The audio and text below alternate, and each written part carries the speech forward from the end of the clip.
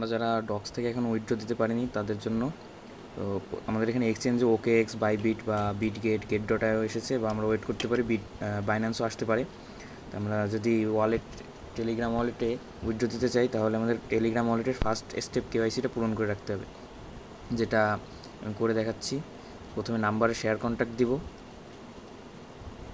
এরপর first name last name দিয়ে date of birth দিব। ডেট অফ বার্থ অবশ্যই 18 বছরের উপরে হতে হবে, দিয়ে দিলেই কমপ্লিট হয়ে যাবে ফার্স্ট স্টেপ KYC। আমরা অনেকেই একই ওয়ালেটে যদি মানে একাধিক উইথড্র দিতে চাই ডক্স থেকে, তাহলে কিন্তু হবে না। যে কোনো একটা ডক্সের অ্যাকাউন্টের উইথড্র একটা অ্যাকাউন্টেই হবে। তো আমরা সেটা এক্সচেঞ্জে হোক বা যে কোনো ওয়ালেটে আমরা একটাই উইথড্র দিব, এবার অটোমেটিক উইথড্র নিয়ে যাবে।